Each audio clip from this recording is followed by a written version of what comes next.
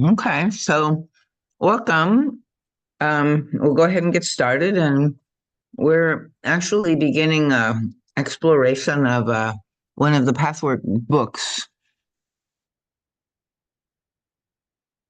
called "Surrender to God Within: Pathwork at the Soul Level." And this was one that was edited by Donovan Thasinga, and of course, they're based on the Pathwork lectures that were channeled by Eva Paracas. And this first chapter that we're going to read is a compilation of two different lectures, number 10 and 211. And they're both, I think, very some of my favorite stuff because I find that, again, if you can take it literally or not, but in some ways, it gives you a completely different way of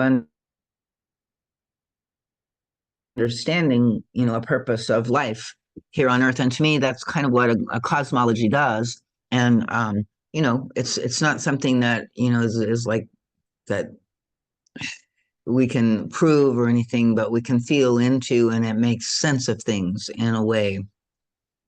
And a lot of myth and a lot of cosmology, helps us understand things. And I think points. We always talk about, the finger pointing at the moon is not the moon, but it's pointing, at this thing, the moon, and then the moon is this great mystery, right? And it's the same thing with ultimately all of this is we want to open our channels of understanding and self-knowledge and wisdom, and like be like the ancient alchemists and study the universe in a way, and everything that's unfolding, and all of the powers of the material but also the spiritual universe are part of this existence. And so, like I said, there's this quote from Meister Eckhart. Are you familiar with Meister Eckhart at all, Davis? No, no. So he was a mystic in, I think, around the 14th centuries. It was, some time ago, but he was, but at that time it was, mostly Catholic, but he went way beyond that understanding and really, began to understand that, God was present in everything. And so this is his quote. He says, "The eye with which I see God is the same eye with which God sees me." And I think that's kind of an interesting, part of what we're doing is, trying to understand who we really are. And it is like whatever we're seeing is not what is seeing, right? So as we kind of begin to realize that there's just this presence, this awareness, right? And maybe I'm the only person that has this awareness, but probably not, right?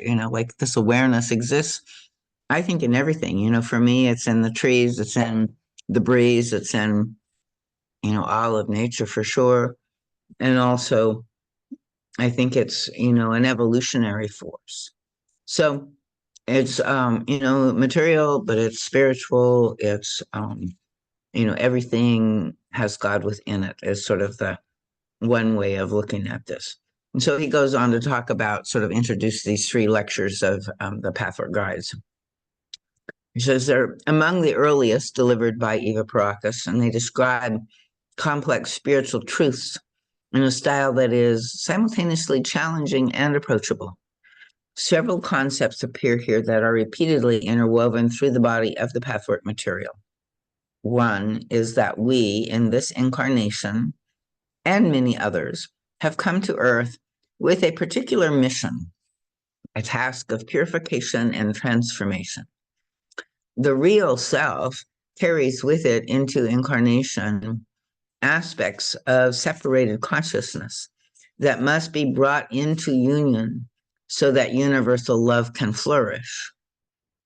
Furthermore, this task must be done on Earth with its suffering, injustice, and apparent imperfections. It is in this environment that the imperfections in us that need attention can surface and offer themselves to be healed. When we sincerely take in and learn to have faith in this story, this truth, this, understanding of what this is all about, what we're here for, why we came, why it's so hard. Like all of that, kind of begins to answer all of those questions for us. And when we can kind of relax into this greater trust that it is, benign and it's part of the way that we're learning here, then we can,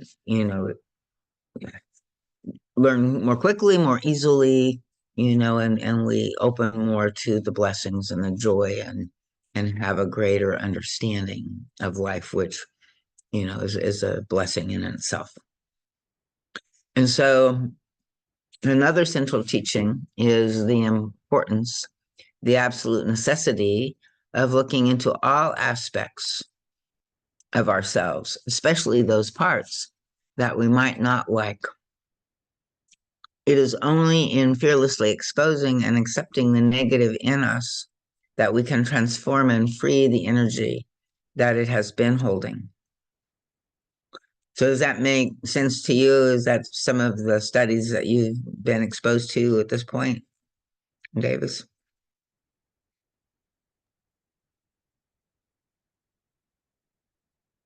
It makes sense. It's like this is one of the like most profound and most difficult in some ways, because we're so used to looking at our imperfections in a way that causes us shame or causes us defense or causes us, like fear of, people using it against us, these, lots of different things. And so the guide is asking us something that's totally counterintuitive, really, to the, uh, to the personality, to the defense, to the belief in the separate others, and like it's all kind of, you know, we're we have to be cautious and not risk our deeper, you know, exposing ourselves. And it's true, that sometimes it's not wise. We have to learn discernment.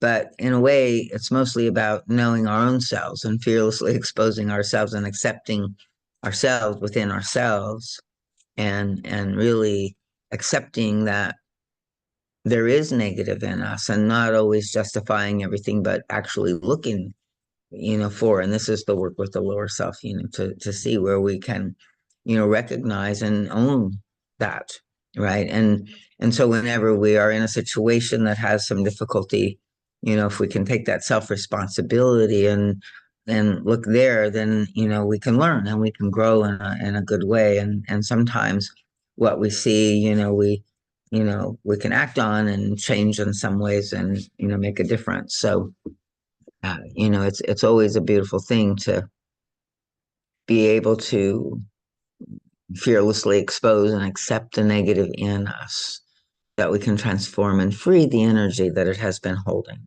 And wherever we do have that, yeah, it's like, it's lost divine energy, it's stuck divine energy that, could be used, for, positive purposes. So, and the power of this goes far beyond merely therapeutic. Revealing our dark and destructive currents not only helps us begin to heal our personality, it also lifts us into the realm where we can begin to surrender our personality and align with the divine. And eventually totally, right? And that's kind of the journey. But as we discover and we do that naturally, step by step, through our own free will, through our own self-recognition and choice, then, naturally, things move into a much more positive experience and expression. And we are assured that the more we undertake this often difficult and painful work, the more help we receive from those in the spirit world who are constantly guiding us toward the fulfillment of our task.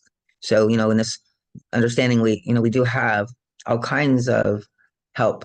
Um, our ancestral, support, our, guardian angel, our guides, our, you know, the angels that, are with us just to kind of help lift us up and help us over the rough spots. So, there's many ways that we are supported in the spirit world. And so we invite, this is Donovan saying, we invite you to proceed with an open mind and a trusting heart as we begin our immersion in in the Pathwork teachings. So any questions or comments on just that intro part?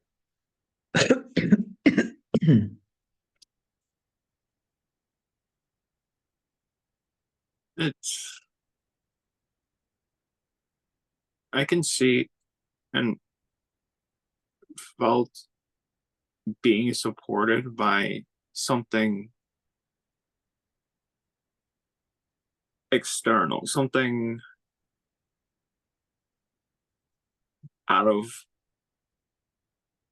my control, but it's just believing in that, like trusting that. Yeah, yeah. And I don't know if you've had this experience, but it often seems like, when we're going through like real difficult times, like real crises and challenges in our lives, that like in the moment, it's like that there's we're more present and we're more,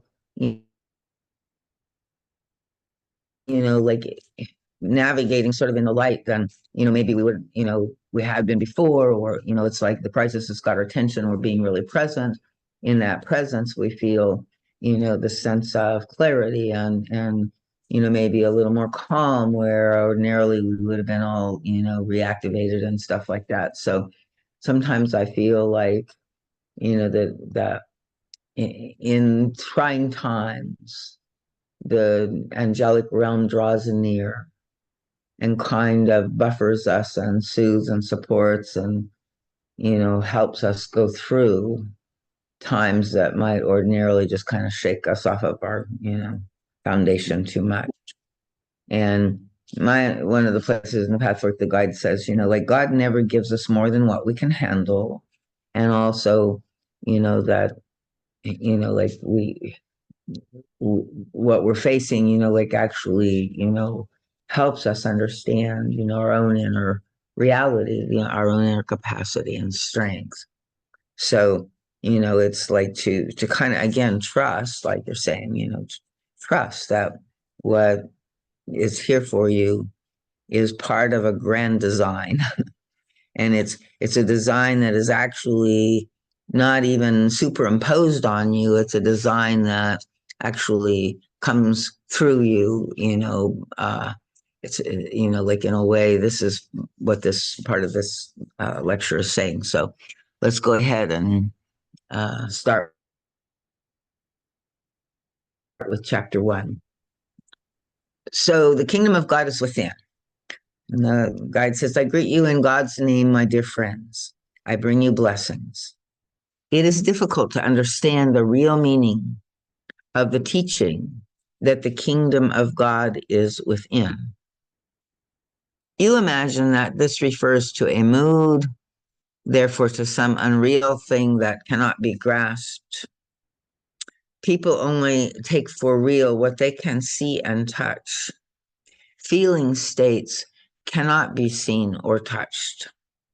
And when I explain to you that thoughts and feelings are forms, it may become somewhat easier for you to understand that these forms build corresponding spheres and landscapes. So, here he's talking about, like we're used to sort of physical density and everything, and we don't realize that thoughts and feelings and all of those things are actually also in some ways physical as well forms. They're much less dense kinds of physical things, but the energies that are in our feelings and in our thoughts are real, and they have definite forms. The guide explains many times, And as part of, what we're doing is really sort of examining and sort of freeing ourselves from being entrapped in some of those forms that are not actually true. So, so he says this explanation, however, still may not make it clear how all this can exist within.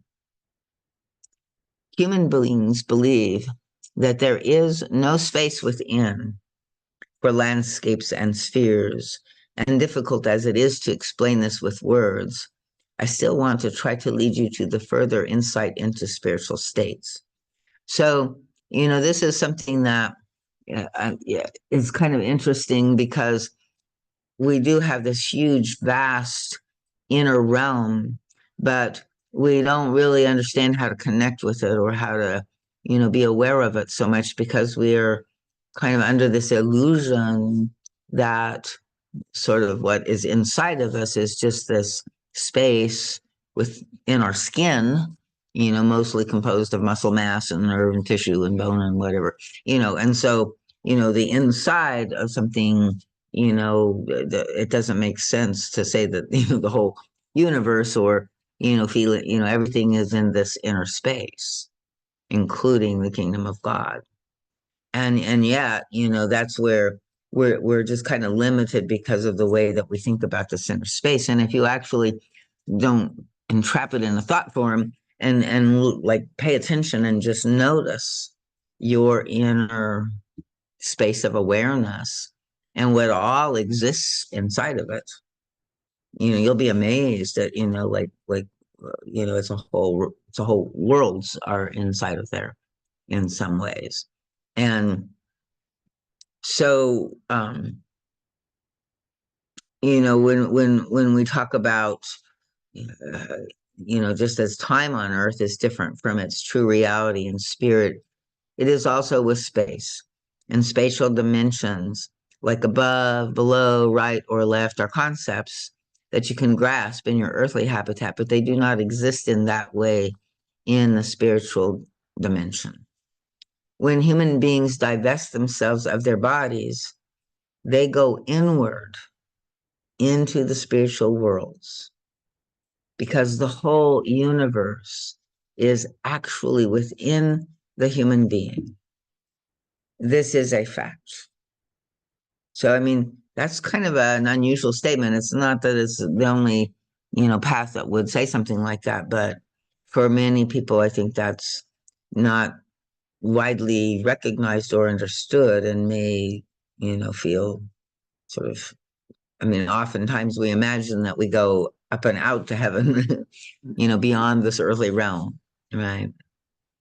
So what the guide is saying is, like really, I think you might get into this a little more, but like we're kind of like projections into this three-dimensional reality. And so, like there's a certain aspect of our being that is projected into this level, but it's within ourselves that we are also still connected to the totality of the rest of us, which, includes our, God self or, all of our awareness and, when this projection of me dies, right, it goes back into that totality of myself, but that totality of myself is also connected to the totality of all.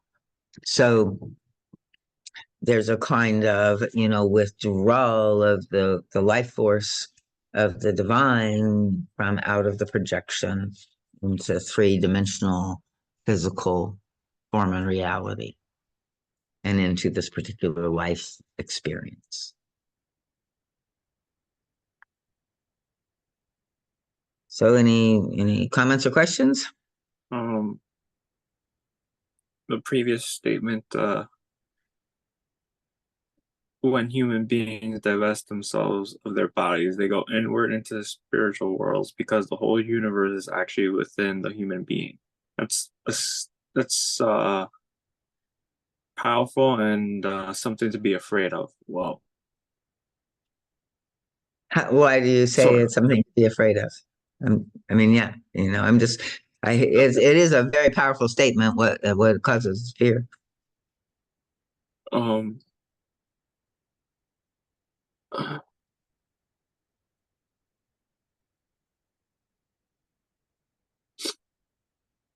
how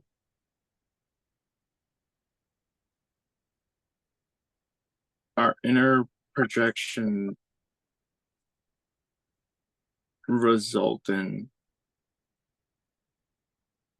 external things. So like the good, but also the bad. Right, right, right. And so, I mean, yeah, that's what the guide is sort of saying. Like we are creative agents, right? And so, our consciousness projected into this realm is manifesting. And sometimes there's an admixed thing. Most of the time, most everything we do has good and bad. and and it's part of our development in consciousness, our maturation is to be more conscious. Like, okay, so I have like a higher self motive, a lower self motive, and a mask motive, right? For this action that, or this thing I want, or this thing I'm trying to do, or whatever. So we kind of just bring more awareness to ourselves, and that's a part of the thing is, because we've been ashamed of our, like our flaws and our faults and stuff like that. It's hard for us to, in a mature way, like take responsibility, see where we did make a mistake, uh, because we're so hard on ourselves when we do that. And so there's a way that part of what I find is that when we're kind of waking up this other conscious awareness that is, like not totally identified with the personality and everything, that part can help, you know, uh, help us learn and help guide us. And so part of what I think we're, trying to do as well is sort of wake up, and for a long time we've had to been separate from God. I ran across this YouTube video that I thought had a really interesting story. A guy that had a near-death experience that was quite amazing in and of itself, but he really caught me at one point when he was talking about, like the experience that he had of the power of the love of God as he was not even, all the way to heaven, but being kind of drawn up and realizing like how in the presence of that great love that you really don't have free will. You can only be and want to be in that love, want to share that love, want to whatever. So there's this kind of way that he was explaining that he saw how it was also an act of God's love to send us into this kind of projected and separated realm, um, so that we could explore ourselves without so much influence, right? So we would have free will. And we have this planet of contrasts of good and bad, duality. And part of what we're doing is working into unifying that duality. And part of that is like embracing our shadow, not being ashamed of our dark side, but also, taking responsibilities, like realizing that we are at a choice, and we may not even be able to quote unquote control what we do, but we can choose what we want. And if we choose deeply and sincerely, I think we have all the help of the angels, to help us, find our way there. And I don't think when we try to do it ourselves, I think that in a way it's a grace that, we really want this, but we can't seem to accomplish it on our own. We keep faltering and failing and screwing up or whatever. because I think, the eagle would be totally insufferable if it could achieve that on its own, right? We were not meant to achieve that on its own. We were meant to, not be capable of doing it without divine help. And so when we can come into sort of teamwork as well, I think that's a movement, an evolution in consciousness, and a movement into this choosing now. Like sort of right, our time right now is this pinnacle of individuation, and everybody's insisting on their unique and wonderful way, but it's everybody's is different. And so we're, this multifaceted diamond of diversity, but it's, everybody is, like intolerant of everybody else. And it's kind of a way that somehow consciousness is moving us, through this sort of massive core class, this massive expression of individuation, me, whatever, my wound is bigger than your wound, like all of the, and there's some deep truth. I mean, it's like, my God, like if history has to be faced and has to be, let go of in a way, right? Um, there's no way it can ever be repaired except by us learning to not, with transforming ourselves where we don't have that desire to hurt each other anymore. And I think that, won't come without a kind of, help from God, maybe help from the sacred plant teachers. I don't know, but, sort of like, learning a deeper understanding of love. And so, like, a lot of the path work is, doing that individual work within inside of ourselves. And, and then I think it's more challenging, but I think it leads to, like, and how do we collectively live together? Uh, but first of all, just to understand that you're here playing this particular role, you had this particular journey that you went on, you had a particular wound that you took on, got lost in, it was all part of a kind of inner plan. So maybe I should go back to the lecture. I might be digressing or getting lost here. So he uses, he's talking about that we go inside, when we die, and that actually the spiritual world, the whole spiritual world is inside. And he gives us a funny example. I don't know, makes a of the opera glasses where you can look at the wrong end and everything becomes small. But he says you might pose the question how the entire universe, with its vast size, could exist in every human being. I would answer you in the following manner. Your earthly world is not the actual reality, not even in a figurative, symbolic sense.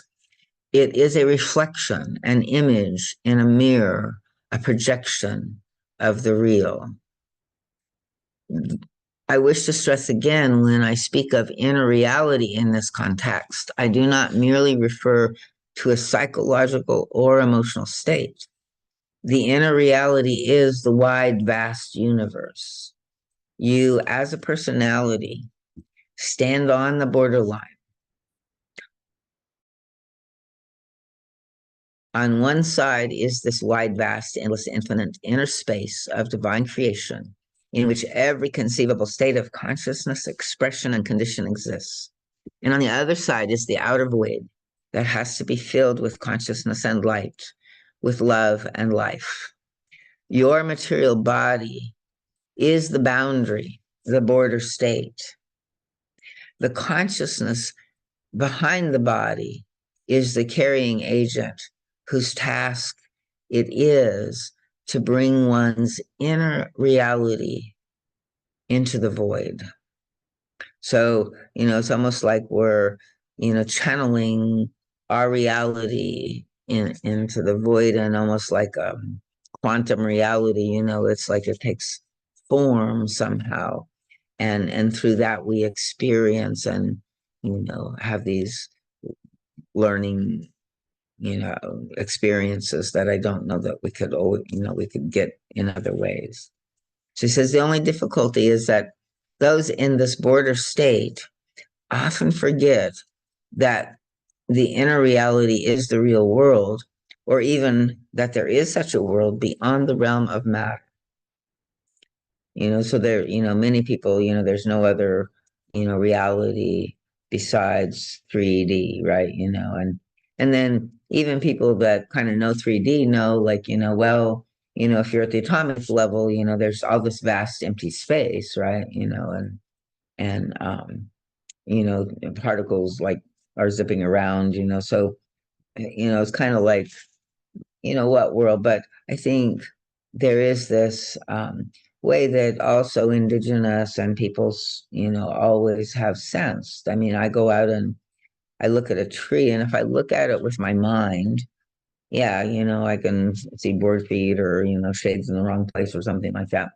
But if I look at it, from my heart, I experience, a kind of spiritual aspect of the tree, a sense of its vibration, a sense of its quality, a sense of its, peaceful or its energy movement or its, so, there's something beyond just the purely what we think of as physical. Now, I think, physical is really a multidimensional thing that is kind of like uh, more dense, and it's fully physical form. But I think it's also part of what's happening is that all of matter is becoming less dense. The vibration of light, the force of energy is expanding the densities of what we've understood as the physical realm.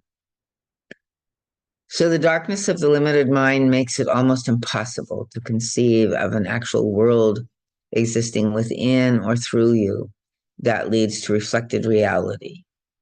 Only the space of the three-dimensional state of consciousness appears real. Yet even your physicists today know that the relationship of time, space, and movement is of an infinite variety, and therefore time-space movement continuum of the world of your state of consciousness is relative and only one of many possibilities, rather than a fixed exclusive reality applicable to all inner states. So when a human consciousness dies, as it were, what actually happens is that it withdraws from its shell into another time space movement continuum, which is the inner world. Being in the body, which houses the spirit, brings about a separation. So when we're, like inserted into the body where it is housing the spirit, the body, creates this sort of sense of me versus them, right? And the moment the separating wall falls, because you leave your body behind, the universe that exists in every single human being unifies. Of course, on condition that you have developed yourself far enough to reach the spheres where there is no longer any separation. The lower the sphere in which an entity finds itself, be it in the here and now or in the beyond, the more radical must be the separation, right? So, like, and again, that separation is not necessarily, a bad thing. It's like we have to experience that in order to have the freedom to know our own self and to discover our own desires and who we are.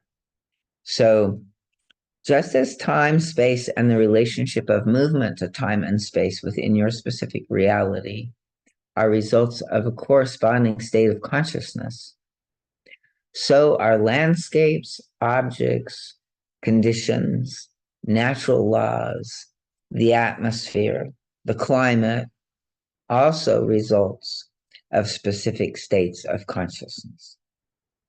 So, in a sense, he's saying consciousness underlies everything that is.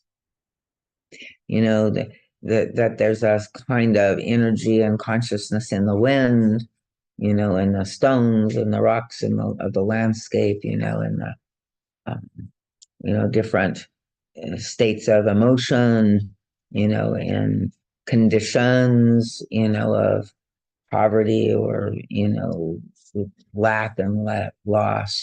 These things are like in a way reflections in the material world of states of consciousness.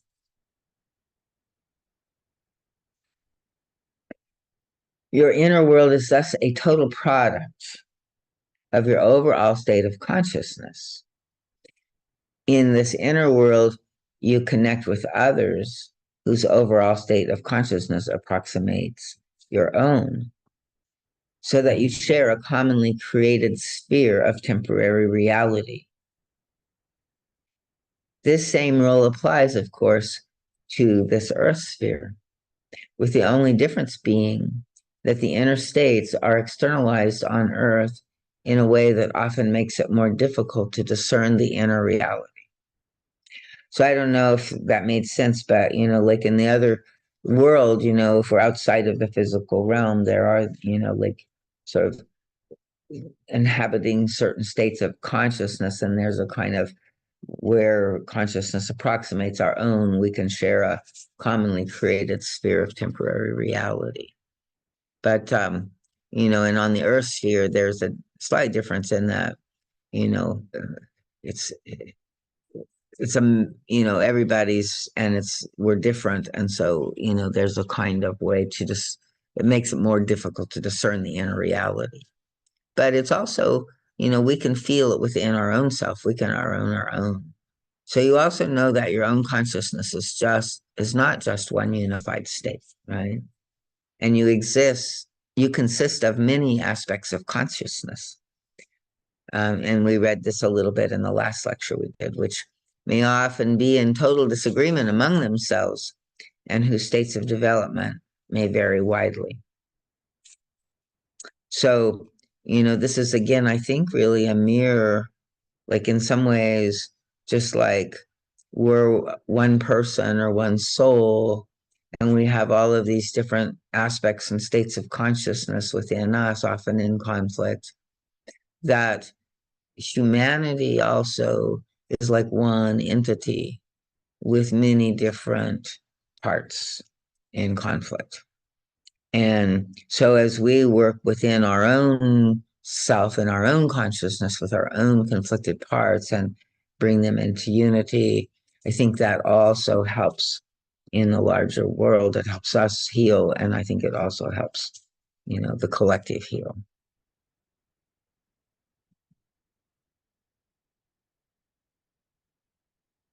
So you also know that your own consciousness is not just one unified state. So I think I read that. So, so then Um, and then, we may consist of many aspects of consciousness, which may often be in total disagreement among themselves and whose state of development may vary widely. So, do you have some examples, or do you understand what he's referring to there, Davies? Does that, would you like some concrete, make that a little more concrete, either with your example, or if you don't have any, I can maybe find one. Mm,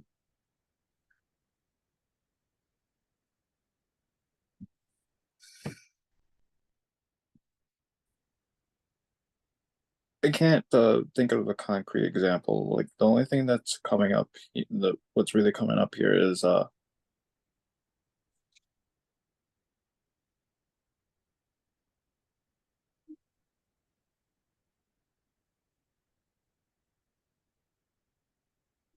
like you just have like different aspects of yourself that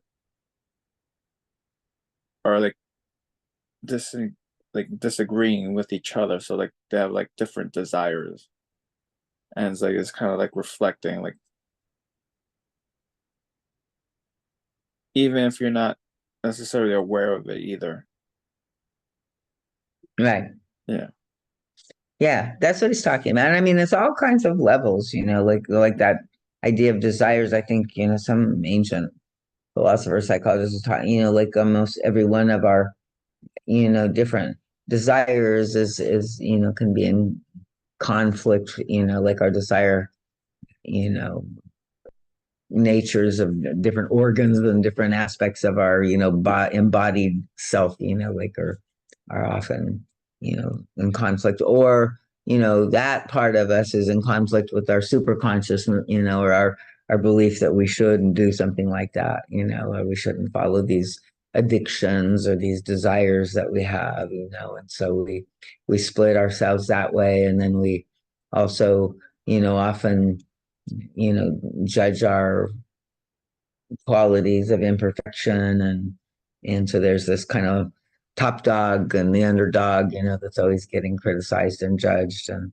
so yeah, there's a way that we split ourselves, and then we also have different levels, like our inner child, when we're an infant is different than our inner child at 1 or 2 or 3 or 4, so all of the different ages that we basically have aspects of ourself and experiences that we went through at those times that kind of created certain aspects of our personalities. So we're really, in a way, trying to unify all of that, and to find like this part of ourselves, to awaken this part of ourselves that doesn't judge or react, but just kind of notices and sees and is present, and is with noticing the one that's frustrated with us, and with the one that feels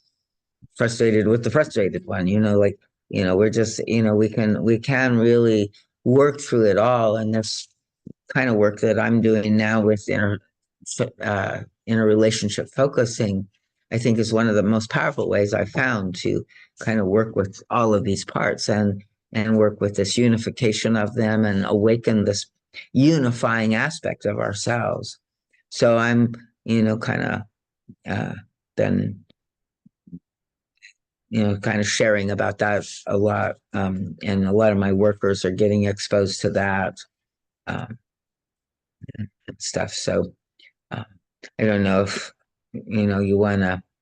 I'm trying to think. I'm probably going to be doing some little intros coming up with working with that kind of thing. So I'll put you on that list if you think you might be interested. Yeah, I'm interested. Just a comment. Can I think unifying all aspects of ourselves? Can that be done in one lifetime, or is it gonna take a couple? Well, like I think in general, sometimes we even take, one step forward and 2 step backs or whatever. And so it's like kind of, yeah, it has been ongoing. My understanding now, and again, this is who knows, but the guide kind of said, he's coming in because we were undergoing this big transition, and it was kind of an end of this kind of time process, and where we were, going would be, different. And so a lot of the more modern day channels put it like this. They say, like, well, this incarnation, most of us have kind of taken on all of our karma. We've taken on all of our incarnations in this lifetime, because this lifetime has a certain, significance and potentiality of doing a lot of work in one, because there's this influx of light and this spiritual support that is coming in and has been coming in. It's like Eva wrote in on or the guide wrote in on the first wave of it, and yet it's been an ongoing, like, and continues, they say. And I feel it myself, the, an increase of consciousness and light on the planet that will, eventually peak and transform us in ways beyond our understanding, is the way I believe it. And it's hard to, like, we've always lived this way, so we can't even imagine, what it would be like to be, sort of beyond our egoic level of consciousness, beyond this kind of karmic, dualistic, way of learning, And they're talking about it being more of a dharmic one, where we, are, learning through bringing our gifts and through service. And that we have to let go of all of the past in a way. So, we're coming to a time where people are choosing, right, to stay attached to the stories and, you know, attached to the history, or open to kind of a going into a new journey, like a cocoon and then awakening as a butterfly or something like that. So, and it's like it's premature in a way, right? I mean, all of this is happening, and in the meantime, we can still, understand and work all of this level of it, and so uh, he starts here in this part of the lecture about the real self choosing a task. Did that answer the question? Is there any follow up on that? Not sure. Yeah. That all makes sense. Yeah. That may good. I got lost myself, so sorry. So yeah, so he says, basically the real self, which, you could consider as your essential nature, the in some ways he talks about it, it's all of you, it's like, so your real self includes your lower self and your faults, and your higher self and your good. But I think in this one it makes more sense, like he's talking about the soul, or the essential self, the essence of self. And so he says the real self chooses a task. When the real self takes on a task, before it goes into embodiment, it chooses to take certain aspects of consciousness along with it, if I may put it this way. On the path, you are helped to fulfill this task, which your real self understood, which is to bring unification between the disconnected aspects of your consciousness, and also to refine, re educate, and purify these divergent aspects. Your ego, which is your active, determining outer consciousness, can choose to seek an understanding of these connections or to evade it. So he uses ego here more like, as the positive adult ego. And it's like our, it is the place of our free will, choosing. Um, uh, your let's see, your ego consciousness is the borderline between the inner light world and the outer void. And as I said, when the human mind becomes entangled in the partial reality of three-dimensional consciousness, it can easily forget the task. Only through a struggle can it be reawakened to the greater consciousness. And again, that separation, is there, and we have to, struggle to find it again. And in that, I think we discover who we are, and we, name and claim it for ourselves, rather than, sort of being puppets of, this power of love that's, so intense. We, sort of, we're overpowered by it in a way. And so, like, by having this time where we can, struggle and find ourselves, and then be reawakened to the greater consciousness, I think it's part of, the divinity of God's plan. So I might also add here that human beings receive a great deal of spiritual guidance in this struggle, if only they are willing to perceive the help. When the disconnected mind forgets the greater truth of being, the conscious ego self temporarily identifies with the aspects that need re-education and purification. We think we are our problems. We start identifying with the difficulties or whatever, and so we, like the guide says, unconsciously we're identifying with what we brought in to re-educate. And if we identify with it, then we get all tangled up in it, and it's much more difficult to work with it. So it then loses a sense of its real identity. And this is an extremely painful state that comes about, but it's rare. There's, pride, self-will, and fear are involved and are ruling the consciousness. So the moment that we have owned, exposed, and realistically evaluated, those negative aspects, we've faced them and we haven't, succumbed to hiding or denying or running away. Uh, we've maybe even seen our pride, our self will, and our fear, and just exposed and owned and realistically evaluated all of it. Then where we had to, before identified with, that stuff that we were saw as shameful. Um, Now, we are actually seeing that those are just aspects of the total self. And as we do that work, we begin identifying with the part of us that is, you know, having the courage to go and face, to go and own, take responsibility, own all of the parts of ourselves. And in that isolation ceases and the aspects are seen for what they are, simply aspects of the total self. Before the shame and all of that, caused us to withdraw, to, hide, to try to pretend, cover up with a mask.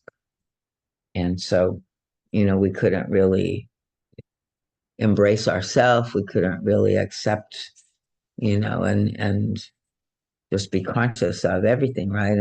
And almost everything that is here for healing, even our worst traits, right? It's like it's been definitely everything. Every time I look at them and say, "Oh, those are bad, and I shouldn't have them," like that doesn't help them. What allows them to really transform and not feel the hatred or the pride or all of that is actually to embrace them, to love them, to unify with them, not in an indulgent way, but in, respecting them, not judging them, not, pushing them away, not going into separation from them, right?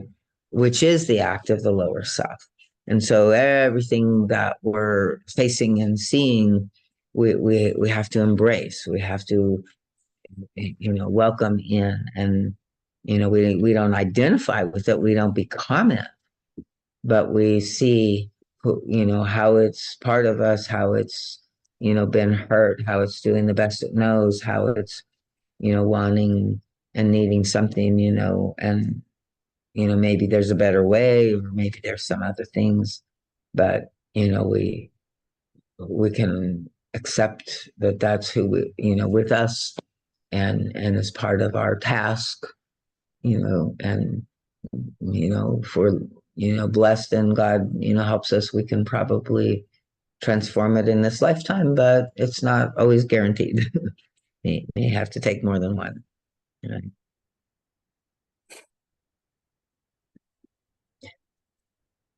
So it's extremely important in your pathwork that you explore yourself and stop hiding the negative part of yourself.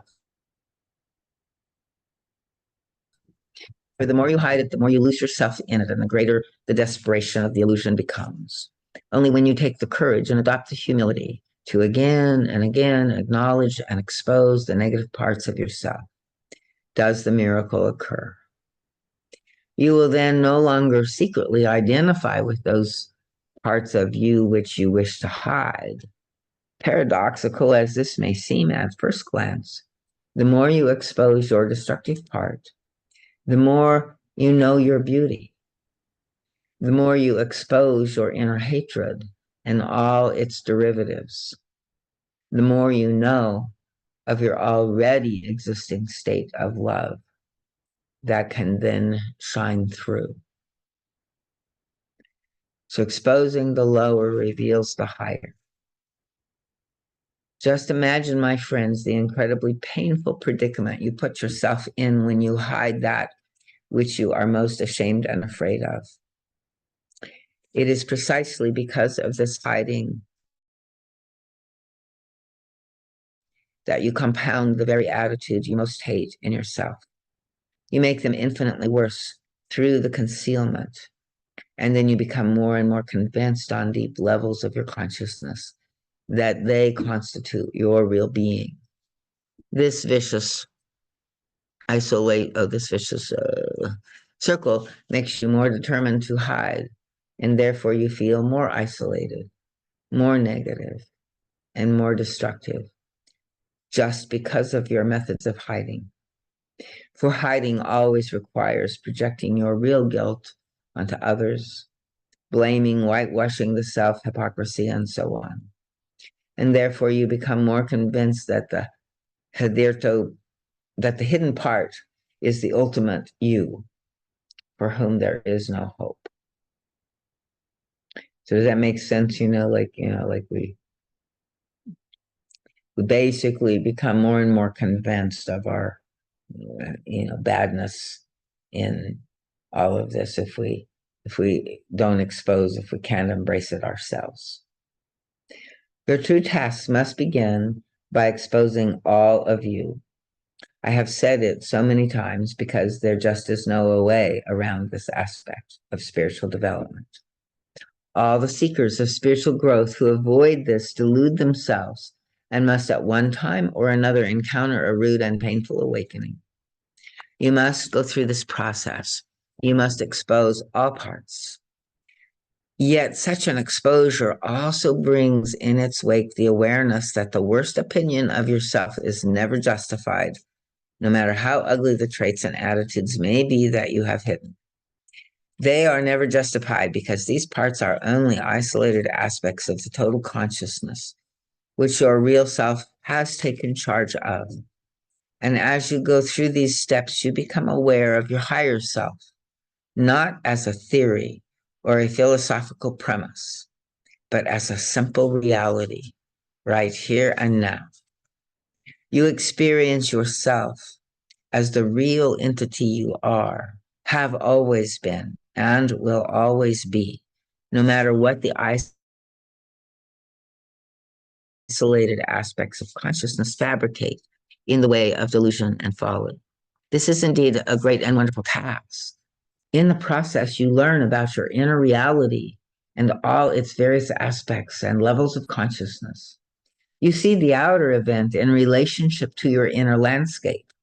The inner landscape is then no longer some symbolic or colorful analogy. It is indeed stark reality. So the soul's journey. The analogy often used in dreams as well as in other symbolic language is that one sojourn in a human body, that one's sojourn in a human body is a journey. This analogy reveals a profound truth. The inner path is in constant movement through the stages of soul matter that have to be traversed. This journey is indeed not just a word, it is a constant flowing movement. And so is your own personal path. It is a movement. It carries you through your landscapes. It carries you to the landscape of your higher self, which is beautiful and brilliant.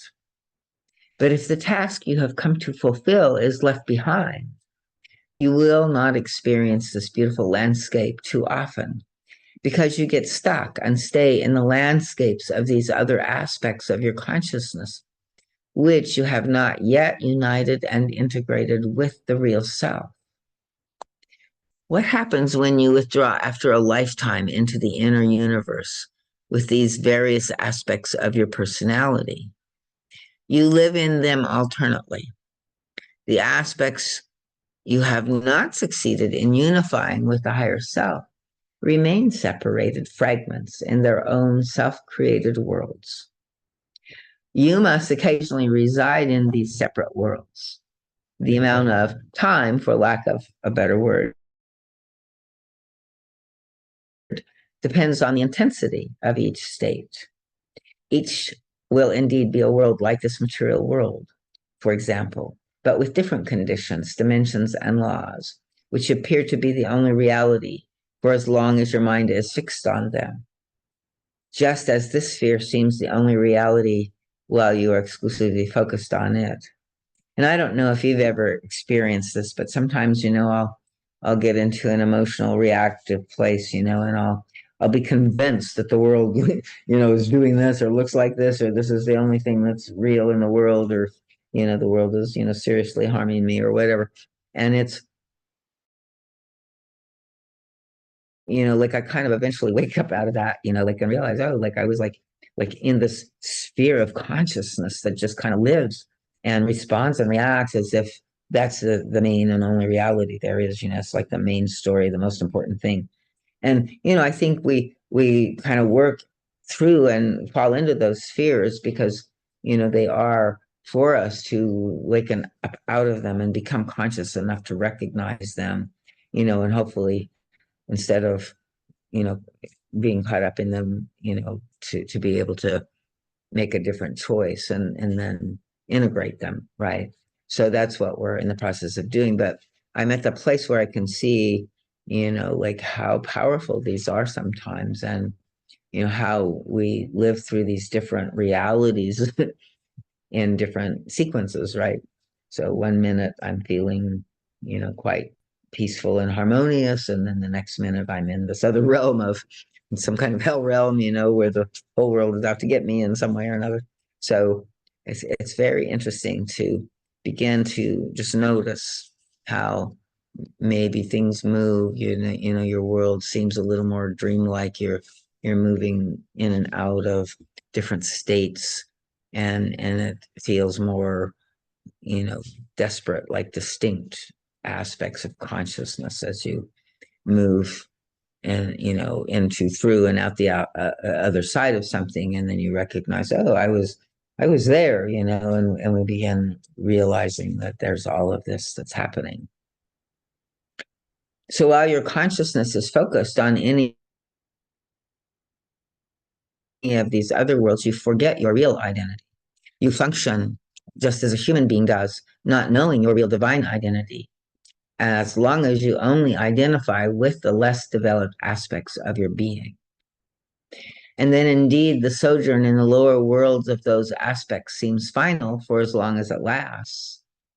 This finality is an illusion, but only when you are in the greater reality of your light world do you know that the only final reality is beauty, love, truth, light, and bliss. All other states are temporary.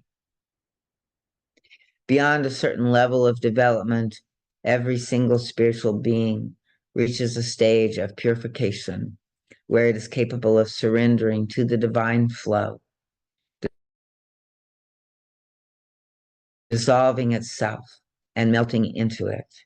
And it can also reconstitute these fluid threads so that it again becomes an entity of form and shape, although of such fine substance that beings who have not yet reached a high state of development cannot perceive it.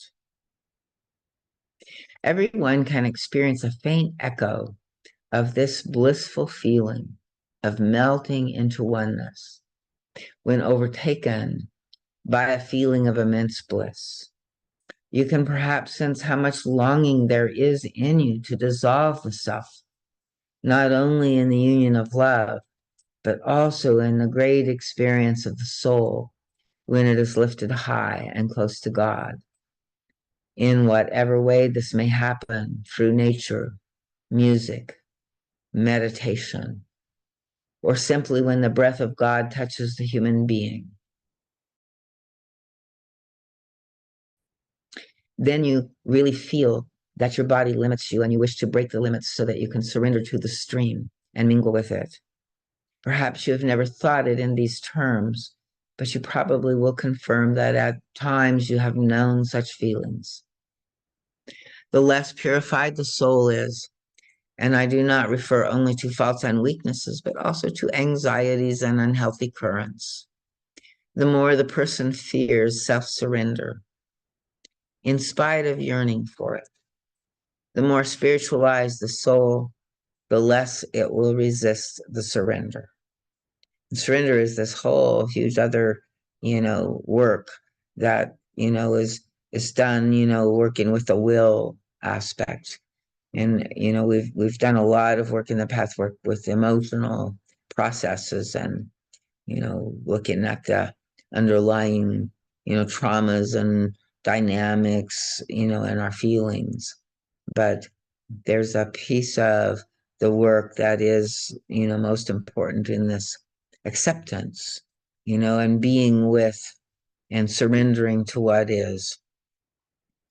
And that's difficult for all of us,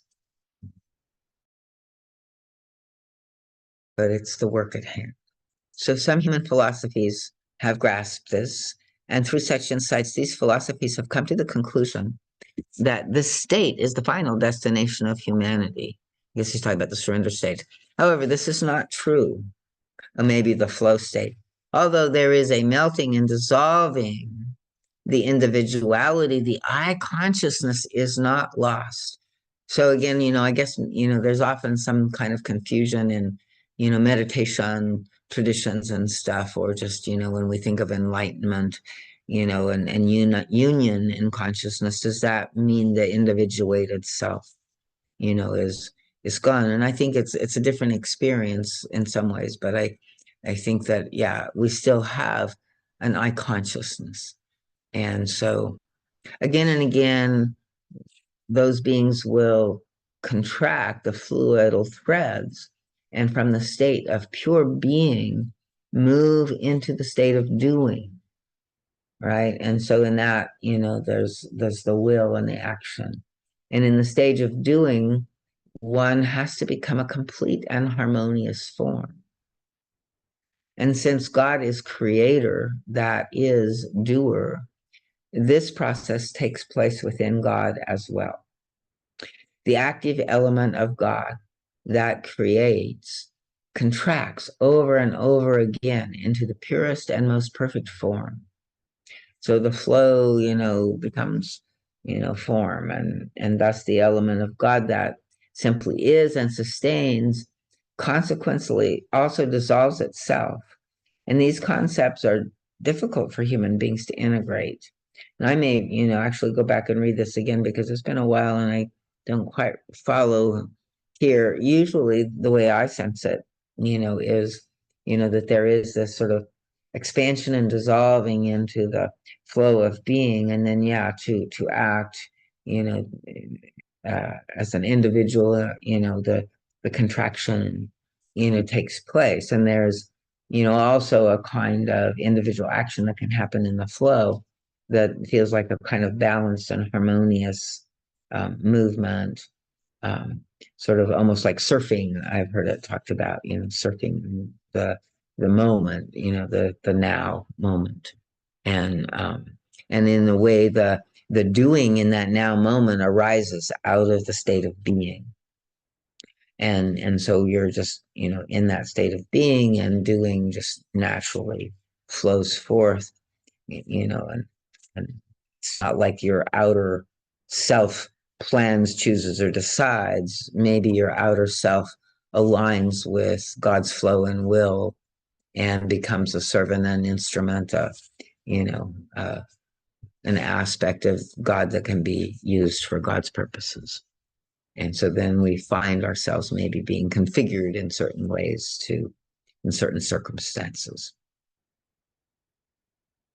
So I don't know if that's, some of these things I find I like, because we can go into, some very far out spaces metaphysically, but it's also always the guide is pretty practical. And this, thing of, feeling this flow, and also, uh, surrendering, and, also having the active element. I think these are very practical tools for us as well. So these concepts are difficult for us to integrate. And so he's just hoping that the words can kind of spark a flash of insight. Um, and I find that often it's like I'll read these again and I'll see it from a different angle, or, like I'll hear another lecture, that's talking about something similar, and it begins to configure more and more in my understanding. and also through my experience, my own, experiencing of that flow state, right? Yeah, I know what that is. I've been there before, right? So I'm explaining a contradiction. This is a guide speaking again, that is inherent in human understanding. It also touches on the subject of dualism and monism. People who have had a God experience in the state of being, in the state of disillusion, suppose that that is the only and final truth. Others, however, who have experienced God in the other manifestation, as form, as creator, believe that this is the ultimate truth.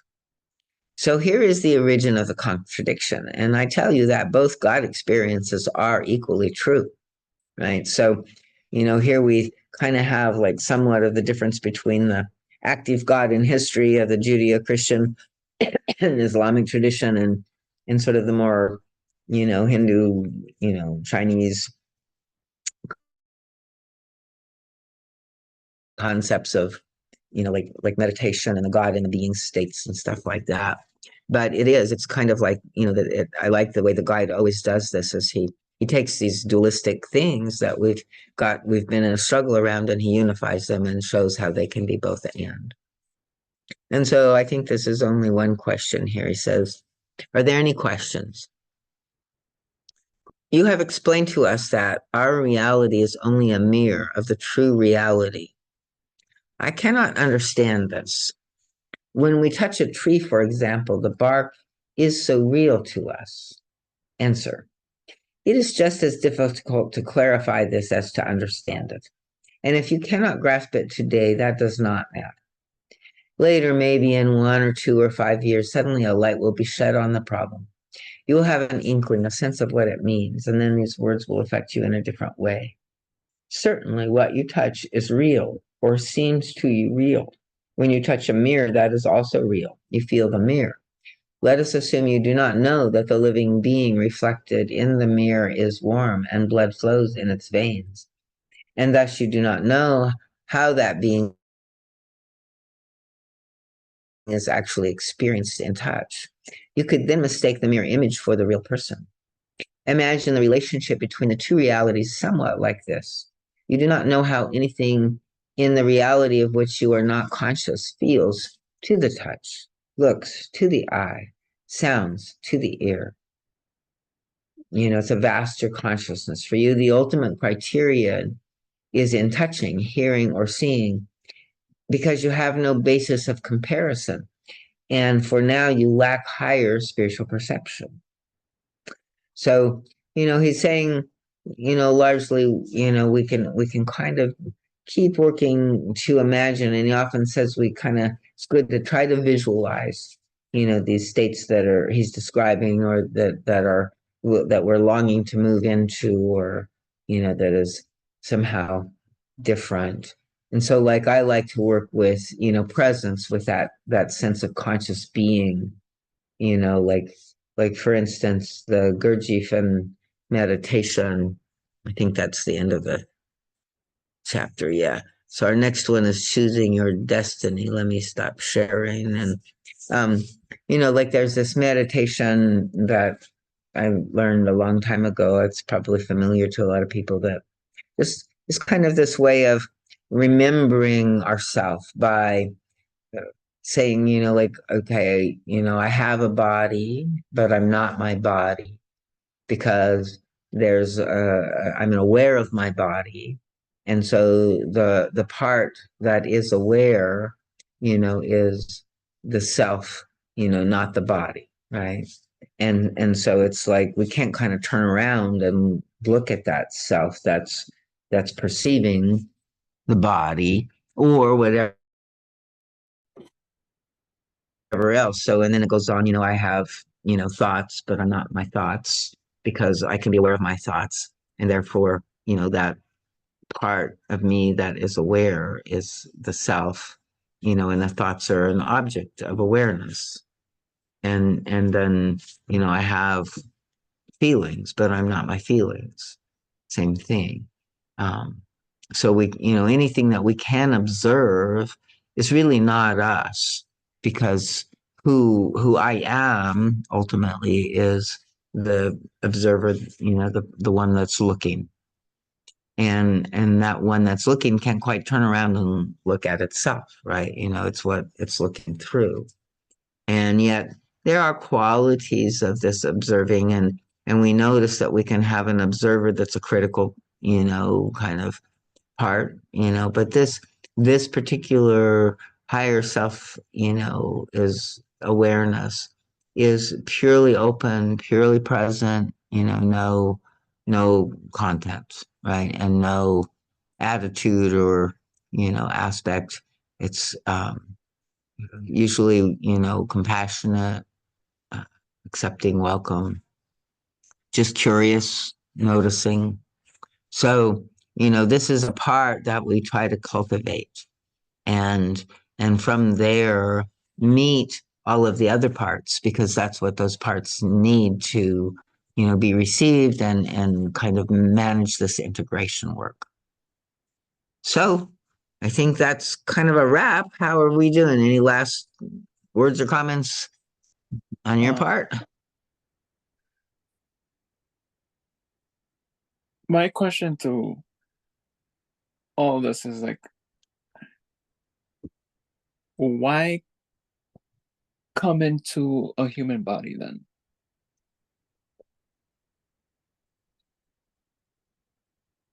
What the guide says is, that we learn in different ways, but there's a very, very profound process of learning, of consciousness learning through experience that, even, like the angels are jealous of, because the human being, like when we incarnate into this duality, into this physical experience, we have a deeper, you know, direct realization and understanding and development of consciousness that can't happen in the non-physical realms.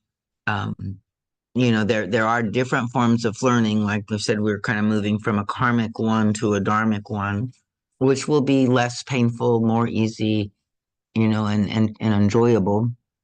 But there's a great deal that we, learn. And like I said, like sort of the state of the physical reality and incarnation is a state where we experience separation. And what I believe the guide would agree with, like is what this guy is saying. He says it in one of the lectures that, like God so loved us that he, when we, in the guide's lectures, like he gives us allegory of the fall of the angels, and he talks about when, the created beings decided to follow, the rebellion in heaven.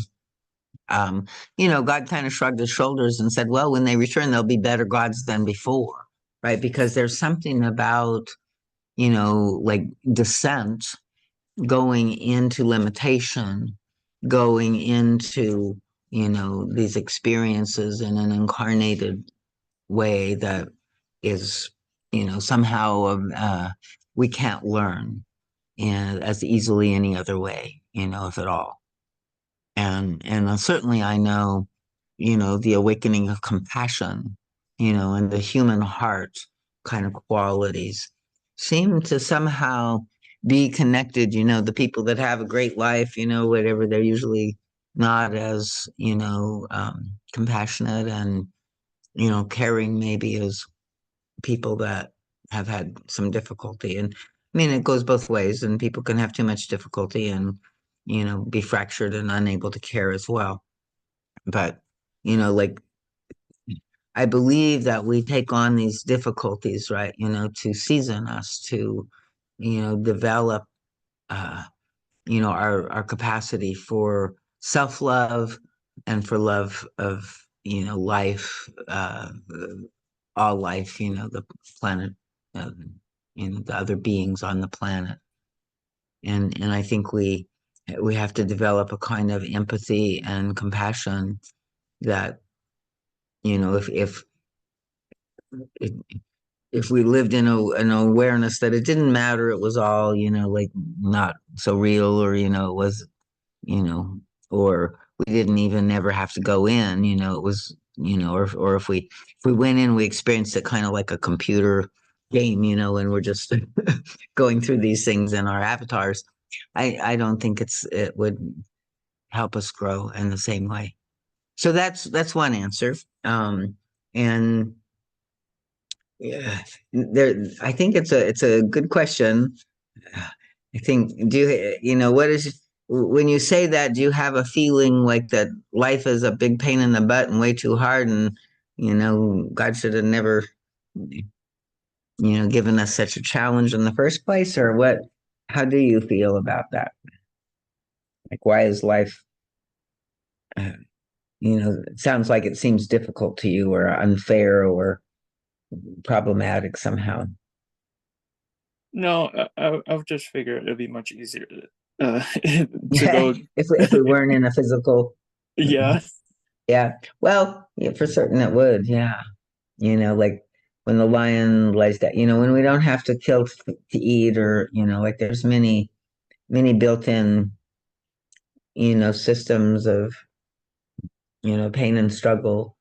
But I do believe that it this whole task of karmic learning that we did take on, has brought us to this time now, where hopefully we can, make a new choice and learn to really, embody love and embody our higher selves here on earth, and embody service, as a way of growing and developing consciousness.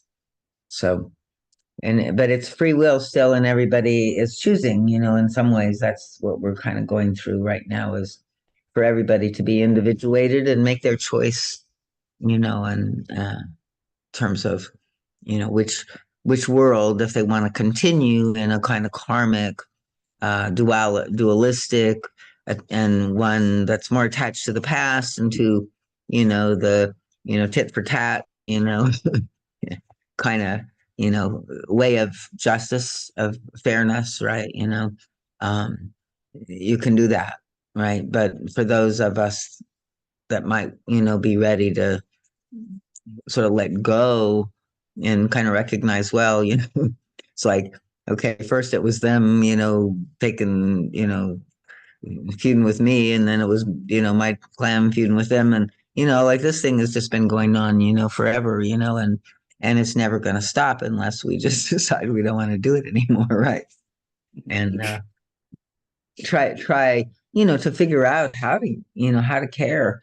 And I think that's where we're going to get some help, right? And we're going to learn that, what really is, the guide says, what's the right thing for one is the right for the whole in some ways. But also we know that, the right for the whole, like is like the ultimate, like we can't be selfish anymore. And so it's kind of like, how does the individual and the collective balance? And that's kind of like our next stage in evolution. And if we can stop our tug of war, fighting over our piece of the pie, we might be able to find a different way of being together. And I think we're going to get some help with that. I don't know, have you ever done any of the entheogens, or the had altered state experiences through meditation or anything like that? I have not. I think, most of the time it's like people, have this, kind of shift in awareness, because, when you've only had one state, predominantly, kind of the traditional, you don't recognize that there's these other possibilities. And then I think, it's like there's so many ways that we can now access those states, and those states, are like, coming into the planet more and more, and more people are getting to them. I think, that's going to help us too. So, have you ever had a meditation practice, or um, prayer practice, or what would you say is your spiritual connection? Um, it's more of a lack of one. Okay. I To mean, be honest. you're not unusual in this day and age, maybe. I mean, is that why you're here with Pathwork looking for it, or what would you say in Pathwork? What drew you to Pathwork?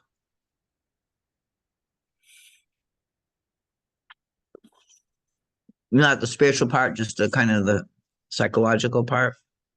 Um, the idea that there's something more to this reality is Okay. intriguing.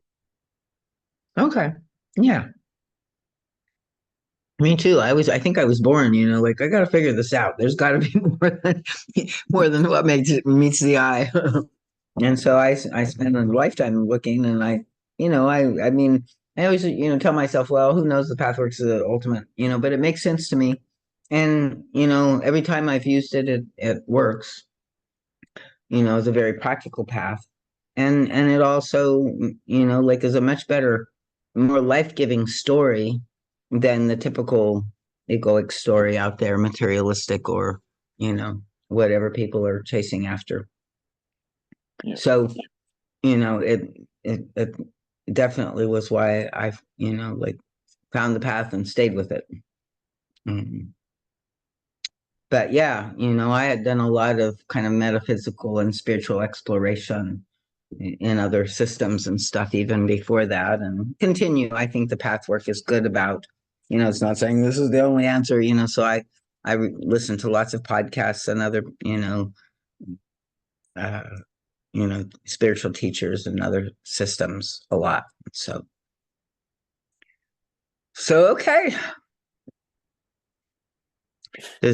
How are we leaving? Is this like just kind of too much stunning and puzzling, or does it feel like a kind of like a little blessing, like the guide is saying, like take this in and It's take this in and like try to maintain it. what would you feel like would want to just try to remember it, or like when you say maintain it, what you feel like you have to do something to maintain it by Just carry carry with me day to day. yeah, try to remember it in our living, and it is I think, like if you can, it takes a while sometimes to like truly integrate a story, but it's like most of the time, anything that happens in life, as it comes up in my experience, it's automatically being sort of examined through these lenses of the Pathward Guide. And, like I said, it's always been useful, right? Rather than kind of just being caught up in the duality and the confusion and the, you know, suffering of the feelings, that, are, coming from my own critic or something like that, so always, it just helps me meet the experience with more consciousness. And that always proves to be more fruitful than anything else that I can do. Okay, so good to have you. I'm sorry there weren't more people. I don't know where everybody went tonight. I guess we're getting into the busy fall time and stuff. So, but we'll do this again in 2 weeks, and Yeah. to see you then. All right. Awesome. See you Take then, care. learning. Take Yeah. care.